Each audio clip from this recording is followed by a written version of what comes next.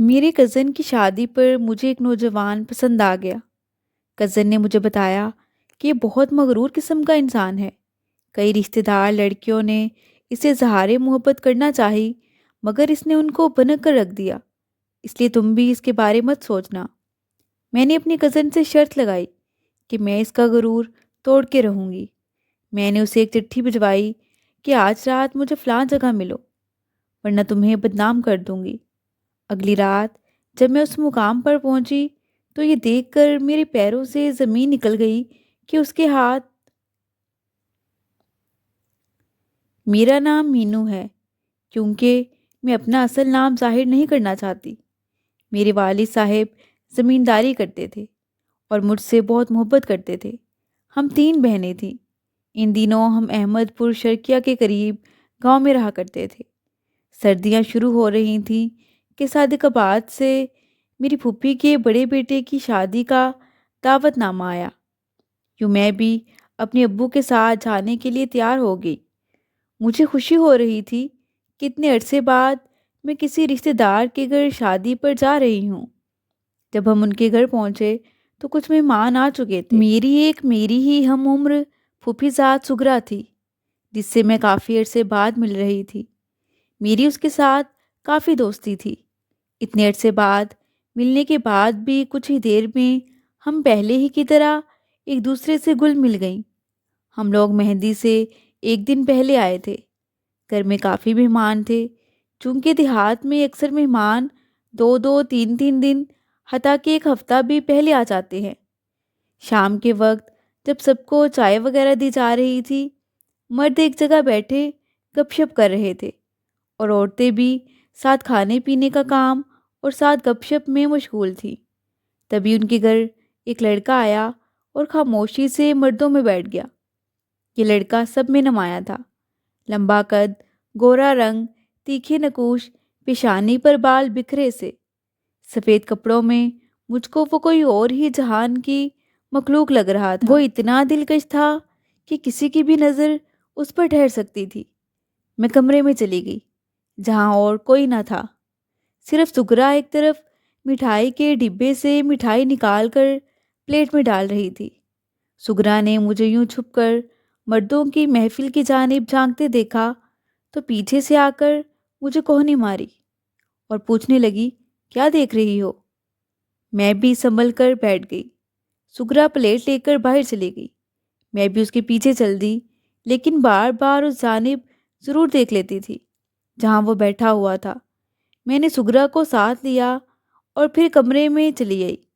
اس وقت لائٹ گئی ہوئی تھی، اس لیے گیس لیمپ جلا رکھے تھے۔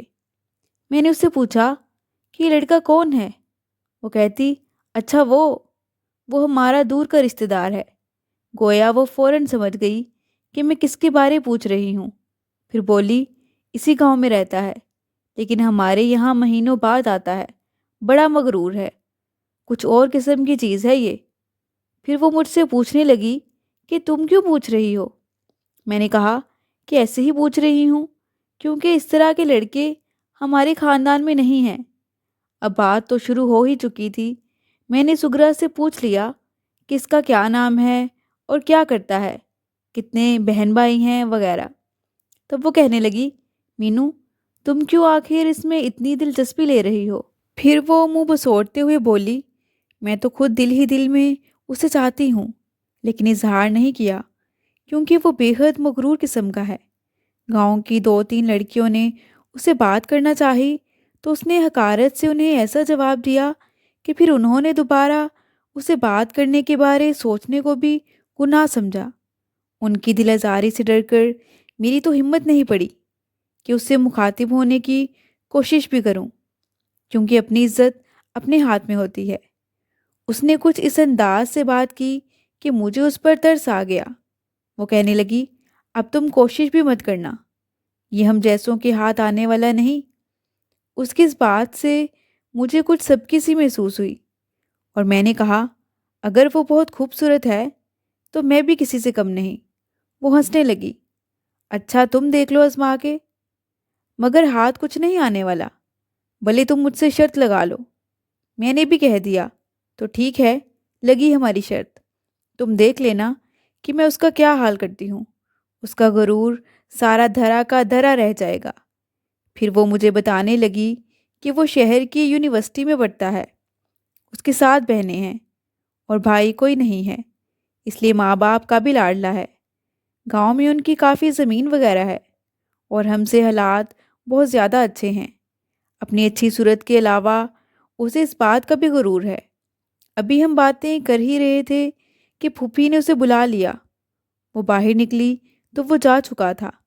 یکدم مجھے افسوس ہوا کہ ہم کیوں اتنی دیر اندر بیٹھے رہے، کم از کم اس کو 1-2 بار دیکھ تو لیتی۔ سگرا سے تو کہہ دیا کہ میں اس کا غرور توڑ کر رہوں گی، مگر یہ سب مجھے مشکل لگ رہا تھا۔ رات دیر تک مجھے نیند نہ آئی، ہر دم اس کے بارے میں سوچتی رہی تھی۔ دوسرے روز بھی وہ سارا دن ادھر نہ آیا۔ میں بار بار سگرا سے پوچھتی تھی کہ فیاض نہیں آیا۔ وہ کہتی یونیورسٹی گیا ہوگا، شام کو ہی شہر سے واپس آئے گا۔ یونیورسٹی سے آ کر وہ والی بال کھیلنے چلا جاتا ہے، پتہ نہیں آج آتا بھی ہے کہ نہیں۔ کل تو پتہ نہیں کیسے بھول کر آ گیا تھا۔ شام تک میں اس کا انتظار کرتی رہی۔ اس روز وہ نہ آیا۔ اسی شام پھوپھی کے بیٹے کفایت کو مہندی لگنی تھی۔ لڑکیاں تیاری کر رہی تھیں لیکن میں چپ چاپ بیٹھی تھی۔ سگرا نے میرے پاس آ کر مجھ سے پوچھا کہ تم نے تیار نہیں ہونا، لڑکی والے آ جائیں گے، کیا تب تیاری کرو گی؟ لیکن میں نے کہہ دیا کہ میری طبیعت ٹھیک نہیں ہے۔ تھوڑی دیر بعد اس نے آ کر پھر اصرار کیا، تب میں اٹھ کر باہر آ گئی۔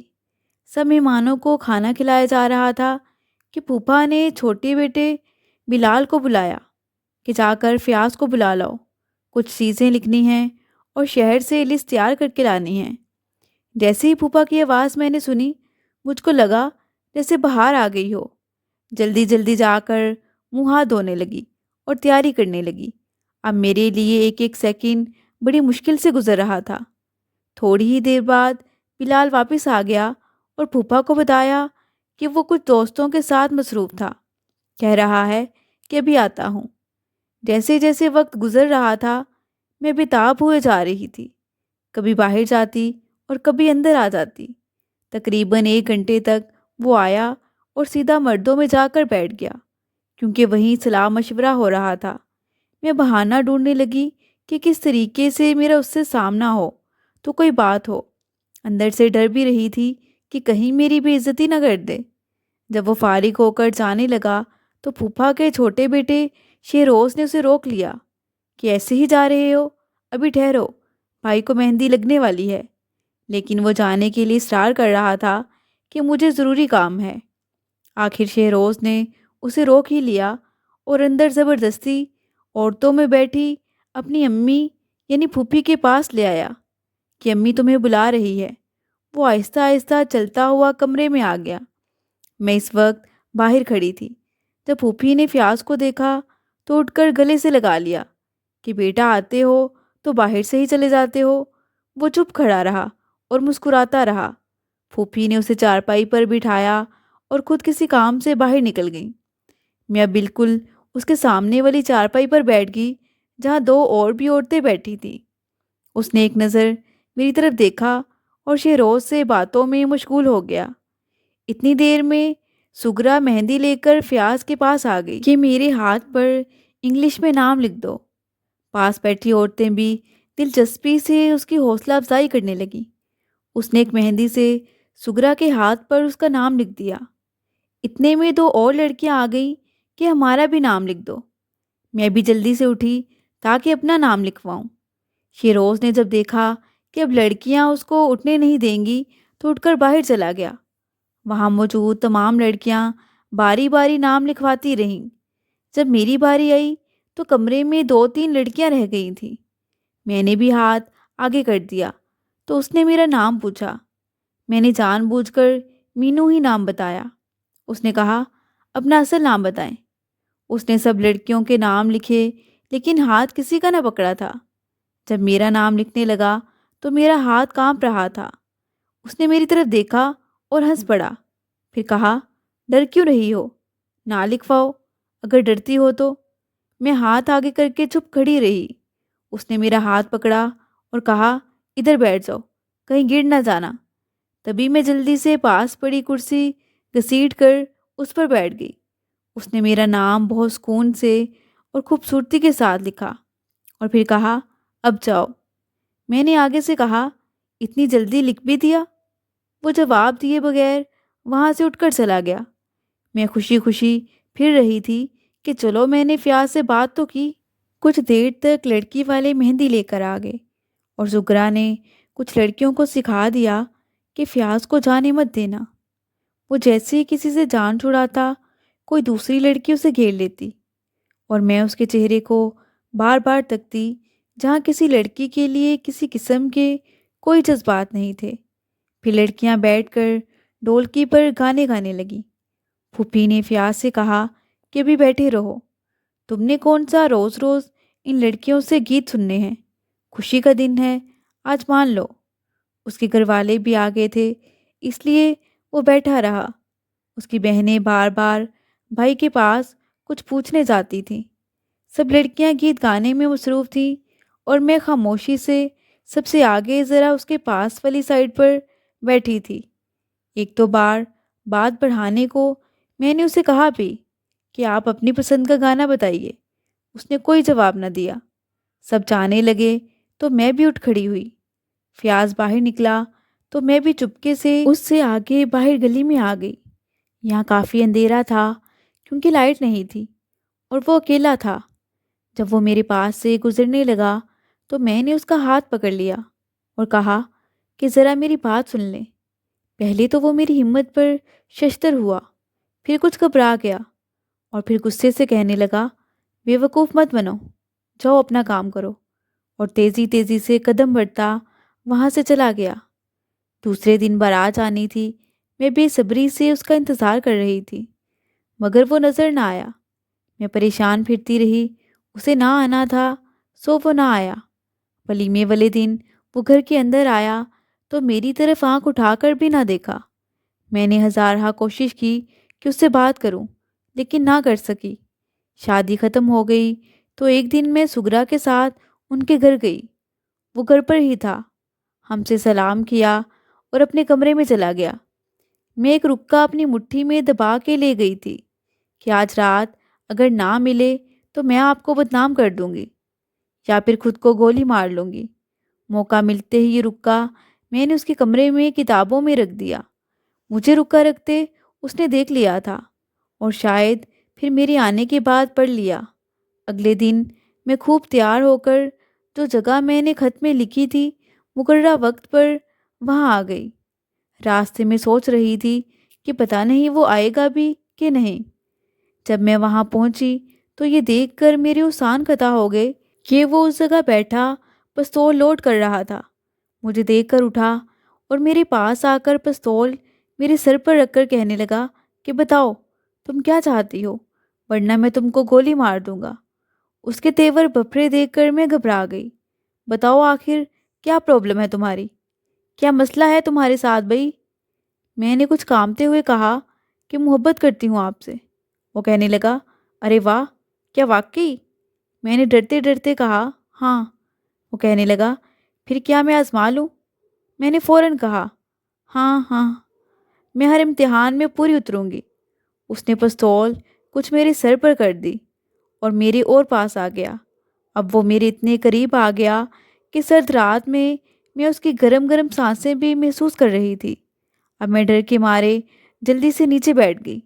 وہ بھی میرے پاس ہی نیچے بیٹھ گیا اور کہنے لگا، دیکھو مینو، اپنی عزت سنبھالو، اپنے والدین کی لاج رکھو، جو کچھ تم کر رہی ہو وہ ٹھیک نہیں ہے۔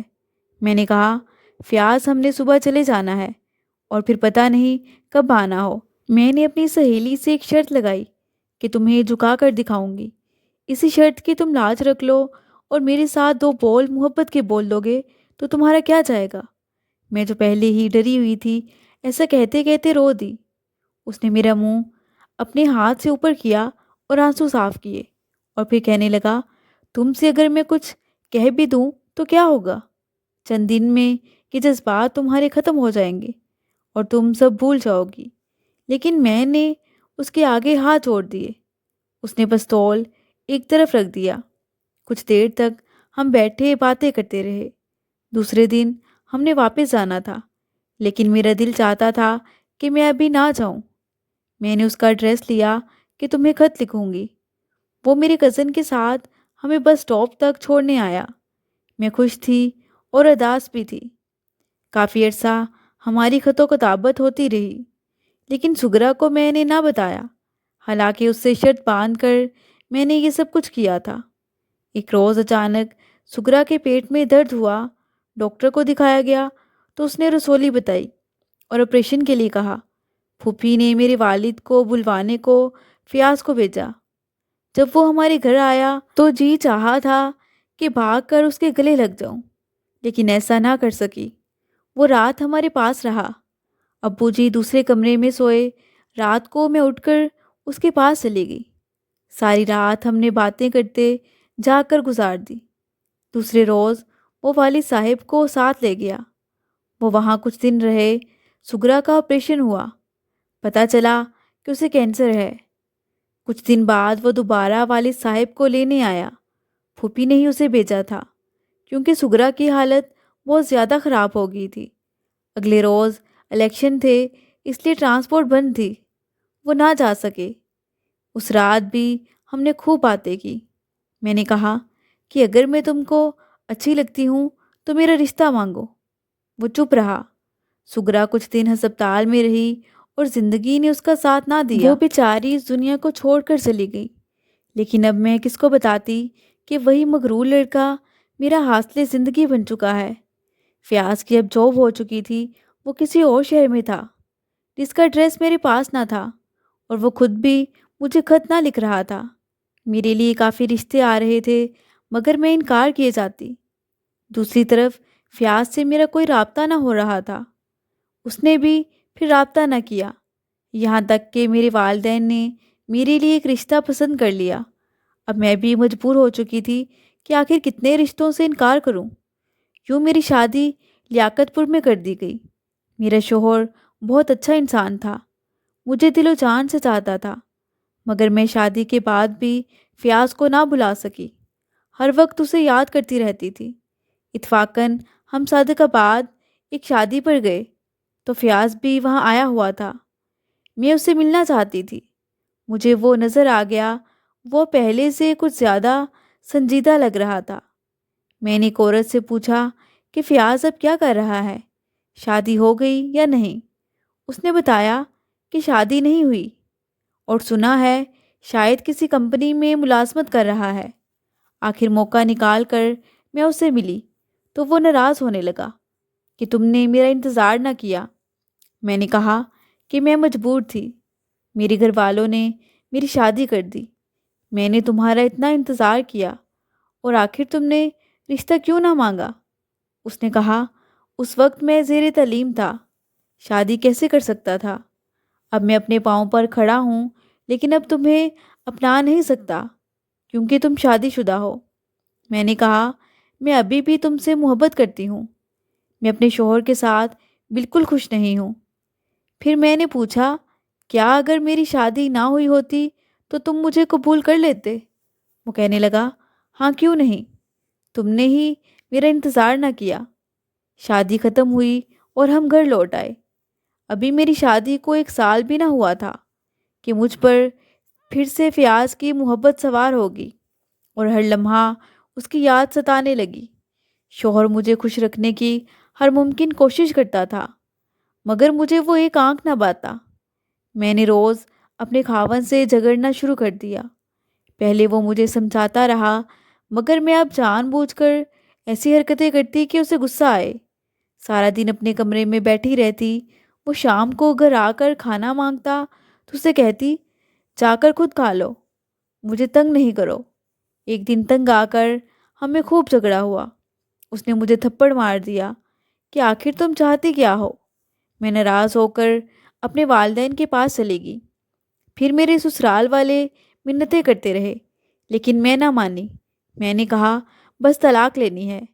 میرے والدین نے بھی سمجھایا، لیکن میں نے ان سے بھی کہہ دیا کہ اگر مجھے وہاں بھیجا تو میں کچھ کھا کر مر جاؤں گی۔ والد صاحب ڈر گئے۔ ادھر سے صلح کے لیے زور لگایا جا رہا تھا۔ میں نے اپنے والدین کو راضی کر کے خلا کے لیے درخواست دے دی۔ وہ لوگ کچھ معزز آدمیوں کو لے کر ہمارے گھر آ گئے اور پنچایت بٹھائی کہ ایک دفعہ راضی ہو جاؤ، لیکن میں نہ مانی، بلکہ پنچایت میں اپنے خاوند کی خوب بے عزتی کر دی۔ پھر بھی اس نے مجھے طلاق نہ دی۔ کافی دیر کیس چلتا رہا، آخر کار مجھے طلاق ہو گئی۔ کچھ دن عدت کے گزارنے کے بعد میں شادی کے بعد اپنی پھوپھی کے پاس آ گئی کہ کسی طور فیاض سے ملوں اور اسے کہوں کہ میں نے طلاق لے لی ہے، اب تم مجھے اپنا سکتے ہو۔ جب وہاں اپنے بھائی کے ساتھ گئی تو معلوم ہوا فیاض کسی کورس کے سلسلے میں کراچی گیا ہوا ہے۔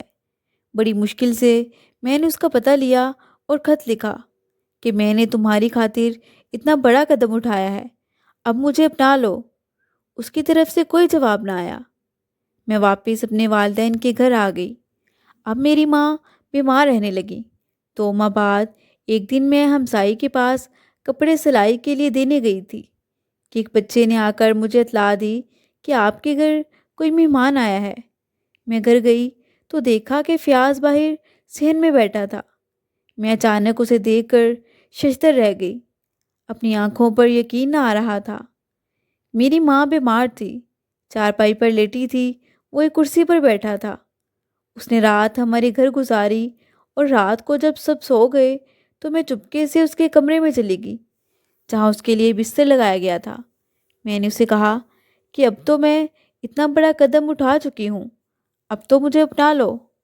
اب تو ہر کوئی مجھے تانے دے رہا ہے کہ اب ماں باپ کے گھر بیٹھی پڑی ہے۔ وہ کچھ خاموش ہو گیا اور پھر کہنے لگا، مینو، میں نے کبھی تمہیں اپنے خاوند سے طلاق لینے کے لیے نہیں کہا تھا؟ یہ تمہارے اپنے غلط فیصلے ہیں جو تمہارے آگے آ رہے ہیں۔ میں نے کبھی آج تک تمہیں نہیں چاہا۔ پہلے دن میں نے تم سے جان چھڑانے کے لیے چند پیار کے بول بولے، پھر بعد میں مجھے بھی کچھ دلچسپی ہو گئی۔ جب میں نے تمہاری عزت کی حفاظت رکھی اور تمہیں بھی ثابت قدم پایا تو فیصلہ کیا کہ تمہیں اپنا لوں گا۔